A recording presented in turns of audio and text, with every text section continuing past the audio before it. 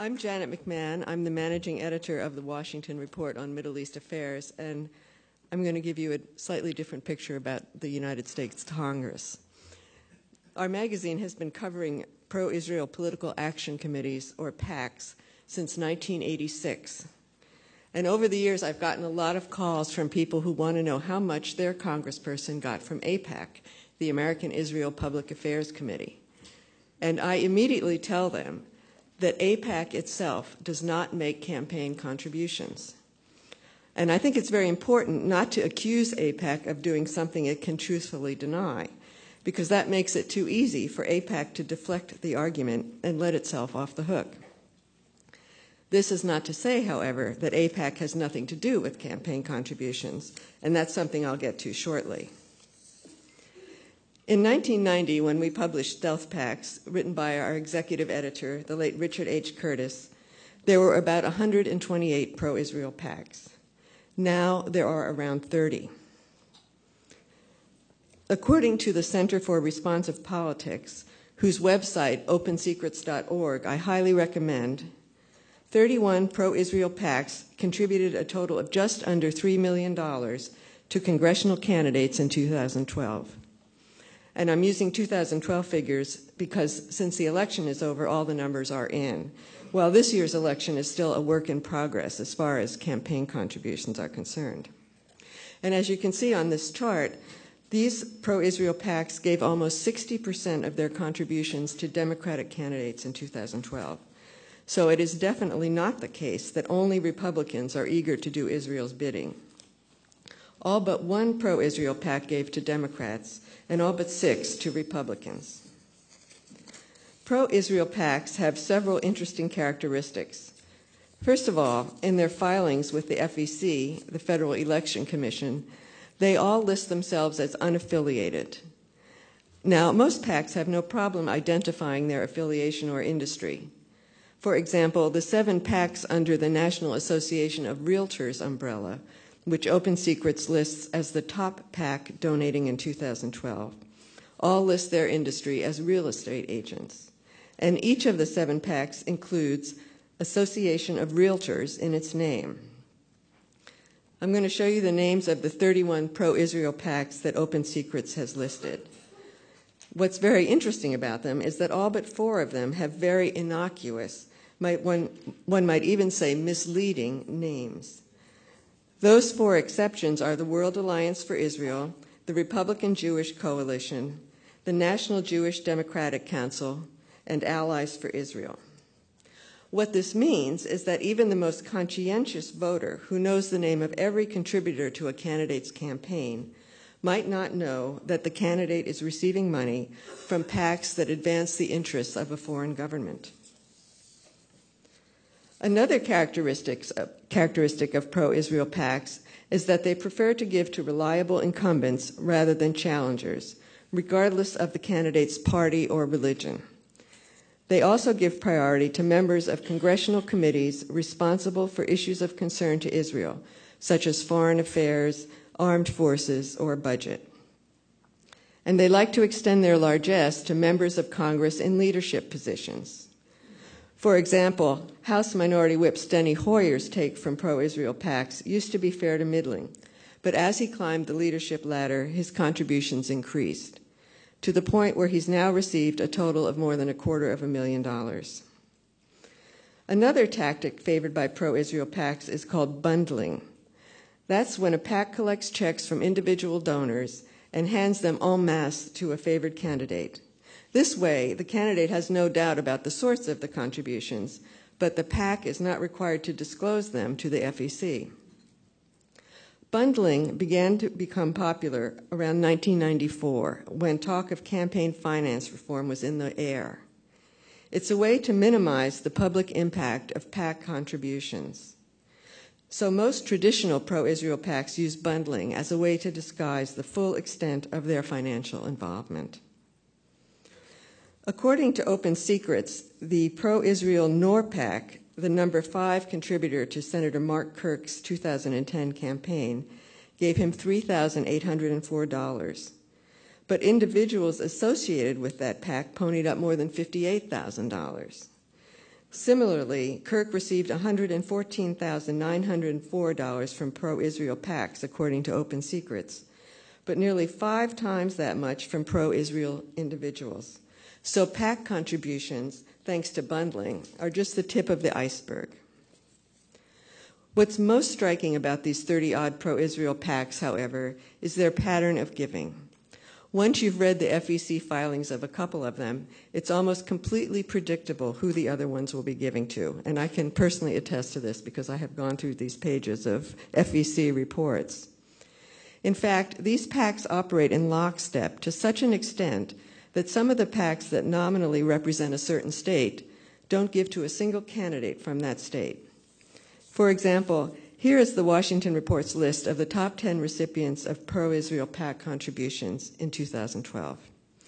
You can see that Steny Hoyer was number 4 in the House with $31,750, and that Democrat Ben Cardin of Maryland with $55,680 was number 4 in the Senate. Neither, by the way, faced a tight re-election campaign. Now, one would assume that some of the thousands of dollars these two men got came from the Maryland Association for Concerned Citizens, the pro-Israel PAC based in their home state. But here are the House candidates the Maryland PAC gave to in 2012. Steny Hoyer is nowhere to be found. Similarly, one searches in vain for Ben Cardin among the Senate candidates who received money from this particular pro-Israel PAC. Instead, the Maryland Association for Concerned Citizens gave to candidates as far away as Nevada, North Dakota, and California, but to not a single candidate in Maryland. This seems rather curious, to say the least, leading one to wonder how these pro-Israel PACs choose their beneficiaries. And that's where Aipac comes in. A memo leaked to 60 Minutes and the Washington Post in 1998 reveals that Aipac exercises a high degree of oversight and coordination over the smaller, money-giving PACs. The memo, written by Aipac's Assistant Director of Political Affairs, Elizabeth Schreier, instructs a subordinate to pressure several PACs to donate to specific candidates. The first item, it's a little hard to read, I'll read it to you, says, Aipac, another descriptive pro-Israel PAC name, has done nothing in the Colorado, Louisiana, and Missouri race. They have given $500 to Evans and Daschle. On 6/30/86, they had $11,048. Try for $1,000 to Bond, Moore, Evans, Daschle, and Reed. So this memo makes clear that the recipients of pro-Israel PAC contributions are not necessarily selected by the individual PACs making those contributions. Despite this smoking gun memo, however, the Federal Election Commission classifies Aipac as a membership organization rather than a political committee. And what this means is that Aipac does not have to reveal its sources of income or its expenditures. Now, each of these 30 pro-Israel PACs that donate to congressional candidates must adhere to FEC regulations, which limit campaign contributions from PACs to $10,000 per candidate per election, $5,000 for the primary election and another $5,000 for the general election in November. But if there are 30 unaffiliated PACs all giving to the same candidate, that's a potential haul of $300,000, not $10,000 per candidate. Indeed, for his first Senate race in 1998, the year of the Aipac memo, Tom Daschle, who went on to become Senate Majority Leader, received more than $260,000 in pro-Israel PAC contributions. In 2010, Mark Kirk received over $100,000, more than any other House or Senate candidate that year. And as we've seen, that does not include contributions from pro-Israel individuals. So not only does the favored candidate benefit, but because it's broken up into smaller components, again, the extent of the lobby's influence on American elections is hidden. For example, there is no pro-Israel PAC listed as being among the 2010 top 10 PAC contributors by the Center for Responsive Politics. But that year, pro-Israel PACs contributed nearly $3 million to congressional candidates, making it the 6th largest contributor ahead of the International Brotherhood of Electrical Workers.